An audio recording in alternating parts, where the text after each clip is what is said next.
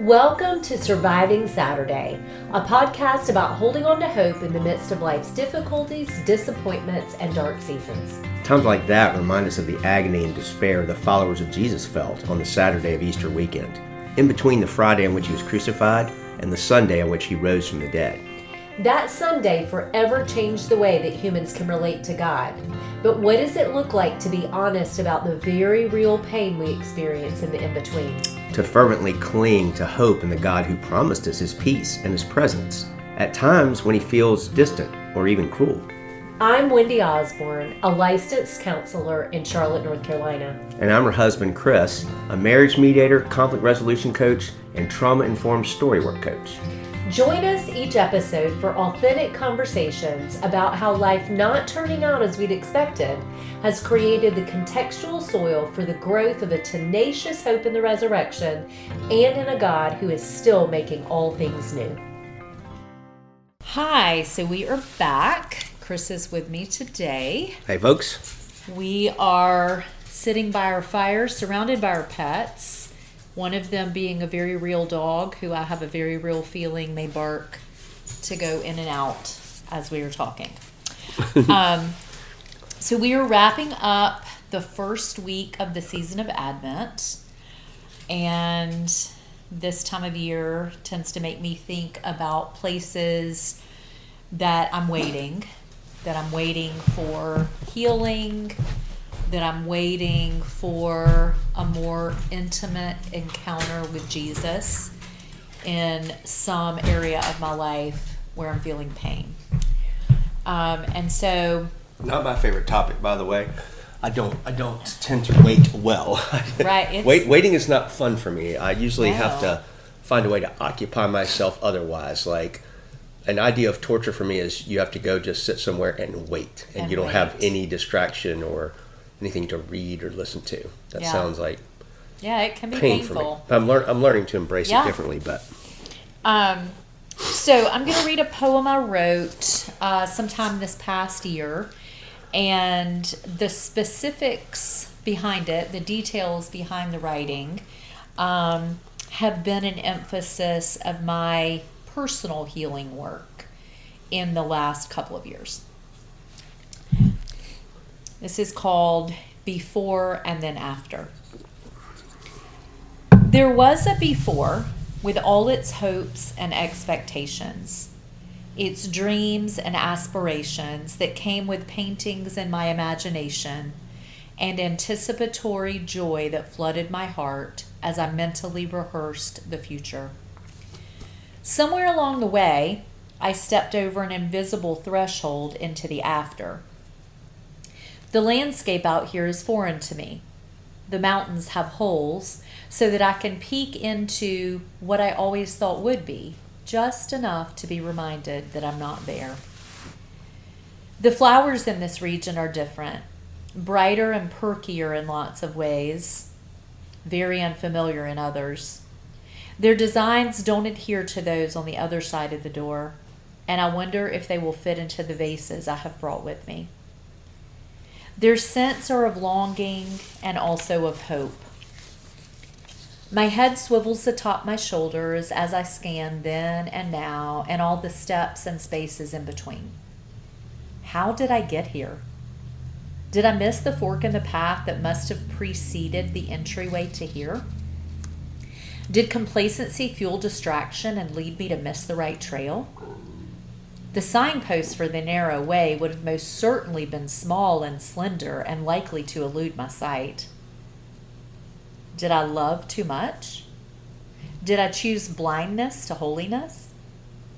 Did I not listen to the right voices and step outside the circle of blessing the way those parenting books warned me I might? Do I not know the Savior's voice and then got led astray? What is wrong with me? Surely this new world is not the right world. Where is Jesus anyway? I'm scanning the horizon, but my eyes can't locate his face, much less his hands coming to save. As I collapse, I wonder if maybe he sees me, and if he holds a hidden plan. I wonder if I can ever call this new and thoroughly unexpected land beautiful. If I could perhaps settle down and expect goodness to come here to me. With head on the earth and hands open to the sky, I cry out, show yourself to me, Lord Jesus, and quickly. Wow, Lynn, thank you. Thanks for sharing that. What's it like even just to read that? And know that more people might hear it. And yeah, some of my clients have heard it. And, you know, it's just a reminder I am still and hope to always be on my own personal journey of healing. Yeah. Yeah. Yeah. I was really struck by, I really liked the verse in there where you said, I wonder if the flowers I've carried from where I've been, or if the vases here can hold the flowers from what I've had. That feels really powerful to me. Yeah. Just, is there room in where I am in sort of a different place that I never expected to be? Is there room? What is the place for the memories of what's come before? Yeah. And how's it all going to integrate together when it feels kind of disconnected and foreign? Yep. Yeah. And then I like also the expectancy, I guess, at the end. Mm-hmm. I thought it was really beautiful. The still longing, bringing questions to Jesus and kind of longing and asking him to come. And being sort of, it sounds like a movement towards a more openness. Yeah. Of like, I'm wondering if Jesus can meet me in different ways than maybe I've experienced them before. Does that resonate? Oh, yeah. I think in the before, if you will, like when I had life planned out and I thought I knew how different details would go. Yeah. And quite honestly, probably thought I was in charge of that. Yeah. I had Jesus equally mapped out, and he fit the before, and he fit the plans I had for my life and for him then. And as life changed, and I would say that is commonly the way it goes, he had to change because I had kept him in a smaller, maybe a more regimented box. And I do need him to fit this world that I now live in. Yes. And, I think often of his creation. He made the world. He made every tribe and nation. I mean, we're all going to be in heaven together. And he's omniscient. Like, he knows our lives are going to take different twists and turns. Right. And so I believe he's there in all the twists and turns. Mm-hmm. But when I've held more, with more restriction on how life should be, if I were to call it good, then I've kept him more narrowly defined. Yeah. Well, it feels like that's a reasonable segue to kind of the topic that we were wanting to talk about on this episode of Surviving Saturday. And that's kind of, we were kind of comparing notes on ways that Jesus has met us and brought healing in a different way, kind of in more group or collective contexts. And we were kind of just thinking through just different group experiences that we've both gotten to have in recent years, a lot around work we've done at the Allender Center and groups sort of adjacent to that. And I know we were comparing notes. We both, there's a way in which God has manifested himself in a kind of fresh and different way. Is that a fair way to capture it? Yeah, and I think even like the storylines and the pain that poem I just read represent, I've worked on in my individual counseling and also in a couple of different groups. Yeah. And so what we want to kind of talk about today is how is it doing any kind of work on our stories in a group How is that something that's different? It's a good complement to, it's not necessarily a substitute for, but it's a great complement to your own individual, counseling work. And we want to think about too, how is the kind of group experience we're talking about different just from like a Bible study, a small group, a community group, life group, whatever nomenclature people might use. What's different about a story group? Kind of like the ones that we might do, for couples and that we've had the chance to do. Where would you say that sort of starts? I mean, I would say the groups I've been a part of, the healing groups that I've participated in and the ones that I've led, there is a commitment on the part of every participant and the leader. Yeah. That you are there for your own healing, but also for the sake of each other person in the group. Yes. And so it's not an instructional group. It's not like a group that comes together for education. Right. You'll learn things. But it's not like a teaching or instructional design. Right.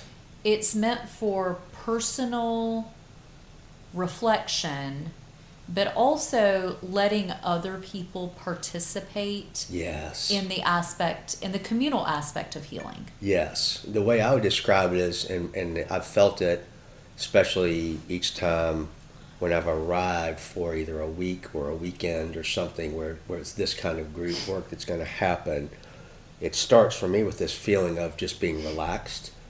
And mine have been, I've had some that were co-ed and some were just men, but there's a little bit of a different vibe when that's what you're there to do.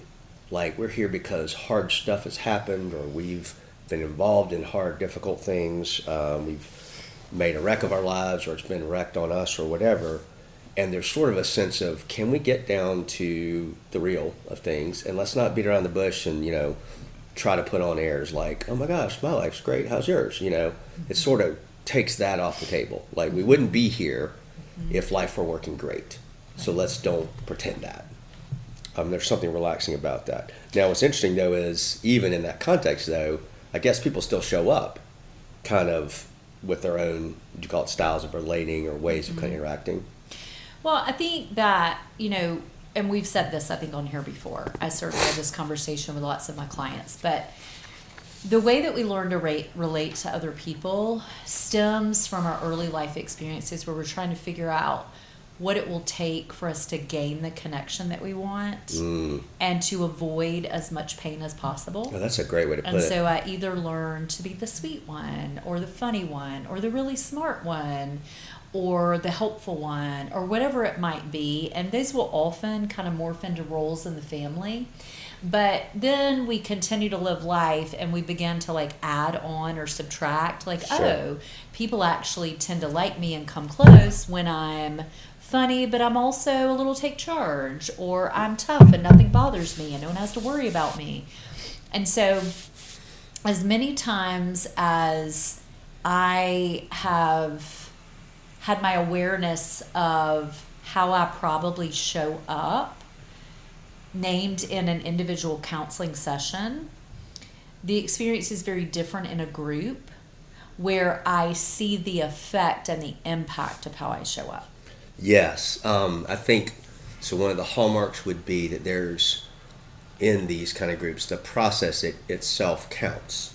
Like, how everybody comes and shows up is part of the substance of what's going to be discussed. Yep. We're going to be able to name, there's a freedom to name, so-and-so is always spiritualizing, or so-and-so doesn't want to talk at all. And it's not in a gotcha, catch you, that's bad, but it's just, isn't it interesting? Mm-hmm. Can we observe it? You were telling me earlier a story about one of your groups where you had kind of a powerful experience of that. This was 7 years ago, but I was in a group committed to healing, and everybody had different life experiences, but we had all been grouped together trying to seek Jesus in our own lives. And so I shared a story of deep pain, and I finished, and nobody said anything. And I was crushed. And part of the backstory is I had spent most, if not all of my life up until then, minimizing my pain. I'm like, it's fine. Don't worry. I'm good. Nothing, like, that all happened, but I am so good. Don't worry about me. And so I ventured out and shared something more honestly and left it hanging, and nobody said anything. And so I sat there at first hating my own decision to be vulnerable. Yeah. I'm like, this is why I don't do it. Exactly. And so I said something to the effect, like I continued to encourage, and I said, I'm so hurt no one's saying anything. And the leader said, well, I, for one, feel like you actually don't want us to come in very close to what you've shared. And I was like, oh, absolutely not. I am so desperate for y'all to say something. And she said, would you be okay if we go around the room and let people know how they're experiencing Oh, you? wow. And so I was like, okay. And so everybody, one by one, like held their arm out as if to say, we feel like you're keeping us at arm's length. Yeah. And I was like, that makes no sense to me because I'm inside desperate that you would say something. Yes. But when you have 7 people who all courageously, because surely there would have been one person who was soft enough to go, oh, no, you didn't do that. But they all had integrity. And they were willing to show me, no, we really feel that you want us to listen and observe, but not come in close. Yeah. And so I had to sit with that, and I had to realize, oh, wow, there is something on my face or in my body language or maybe even in my tone of voice that says, listen, but I do not trust you to enter into this with me. Yeah. And that was my own fear of if they got in close, they might admonish me or do something to bring harm. Right. And so thankfully, I was able to listen to it and say, well, let me say from the bottom of my heart, I want you all in this story with me, in this experience. And they showed up so beautifully. I was going to say, how did they respond when you did that? Well, it's been so long, I don't remember the specifics, but I remember the tenderness. It was like I had kept them maybe at the base of my front porch. And I was like, I'm going to peek through the front window and say some things. Yeah. But you'll stay out there. Mm-hmm. And then it's like I was able to open the front door and they stepped in just right over the threshold. Like they weren't pushy. They didn't pounce. Right. But just enough for me to feel not locked away all alone. Yes. And there was something about like your affect or something must have changed from how you first said it, like, why aren't y'all saying anything? Something changed in how you really said, I really want care. Right. And I don't think in the moment I would have thought that it came out of my mouth any differently. Right, exactly. And I think that's usually the case for most of us. Right. But I had to listen to the group, but I also had to trust that these were good humans. Yes. And so what I do know is they did not rebuke me. Like, see, this is why we didn't come in, but now you've changed the way you're talking and we're willing to. Yeah, it didn't feel like a triumph thing. Yeah. No, there was nothing. They I think probably they started saying, thank you because we really want to be there. Will you open the door? Yes. Proverbially. Well, and that's very similar to the experience I had in a very similar group, actually, differently later than you, but the way I showed up in this group was fairly typical for me, especially more so at the time. But I escape or cover with words. I can talk around anything. The more nervous or dysregulated I get, the more words come out, typically for me. And even in this group where I'm trying to, care for people and learn how to care for people, there are times I'm flowing with words and all, and I had consistent feedback from multiple people. They're like, we don't necessarily need all that from you. And one guy who is still a friend now put it beautifully, like at the end of this group when we were sort of giving blessings and sort of naming what you had seen and all. He said, Chris, you have these words, and your words are kind of like a cloak, and cloaks can be so good for so many things. They can bring warmth, they can bring shelter and refuge for people, but they also can be a great place to hide. And they could, mask. Yeah. But what he said was beautiful because he didn't make me feel judged or like, well, that's the shitty thing I do, He's like, I just want you to know we want the person behind the cloak.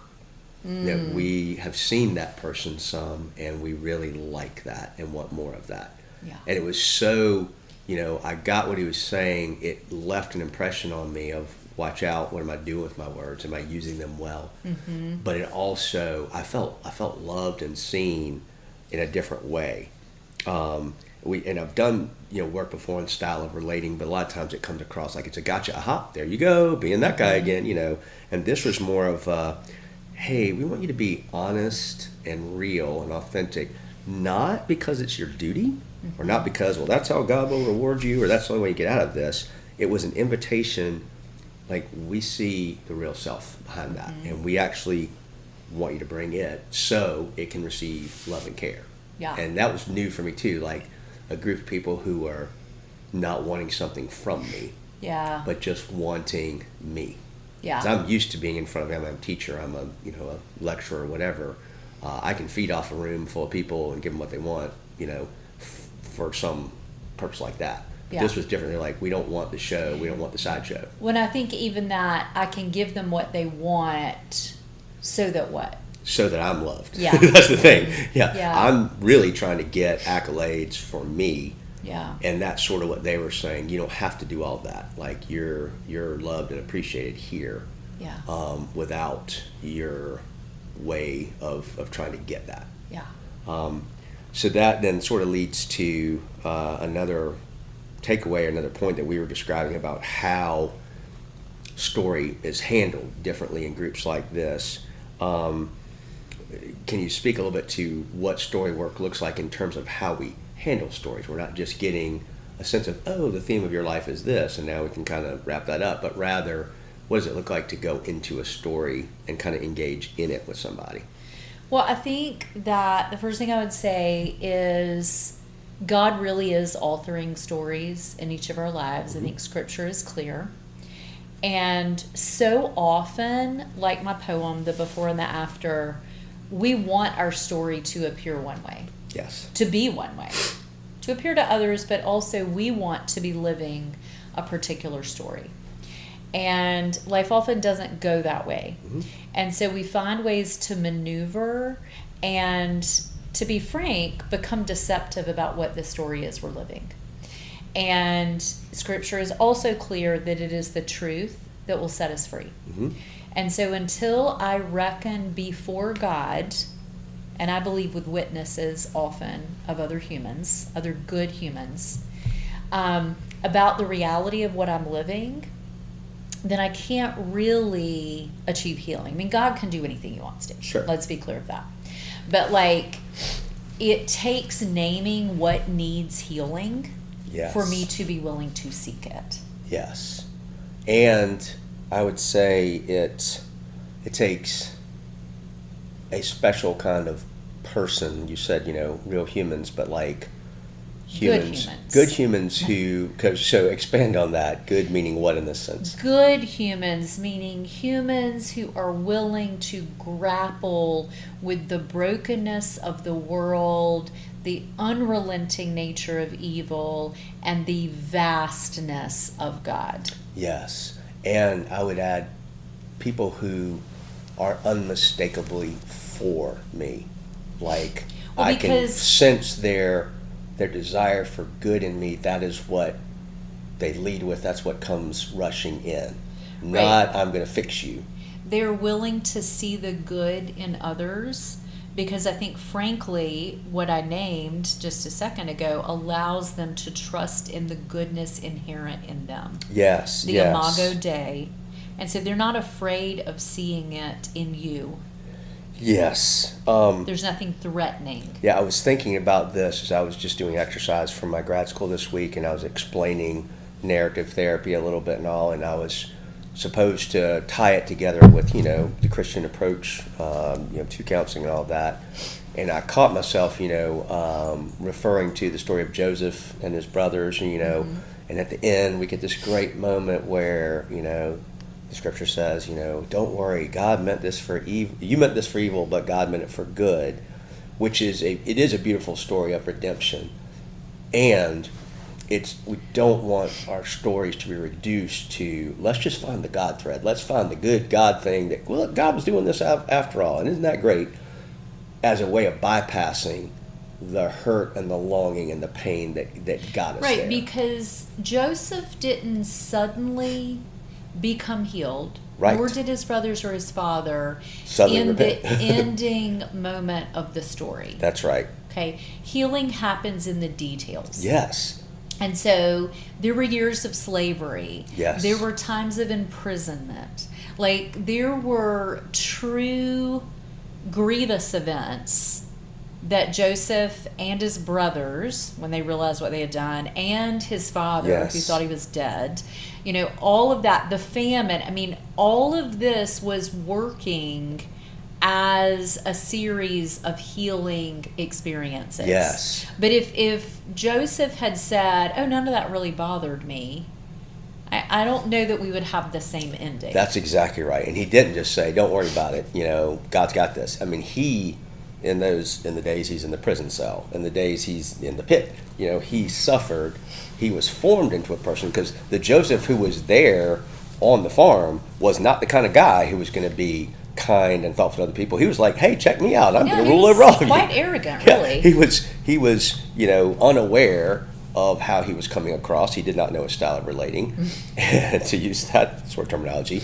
And so he was formed through that whole story, and there's a reason we get the granular details of the story. Hey folks, we're going to pause the conversation right there and divide this conversation into two different episodes. So be on the lookout for part 2 of this episode of the Surviving Saturday podcast. I want to take a minute, though, here in this interstitial space to extend an invitation, particularly to any men out there who might be listening, or ladies. Maybe you can pass this invitation on to your guy if you think it might be worthwhile. I am part of a nationwide organization, really international organization, called the Samson Society.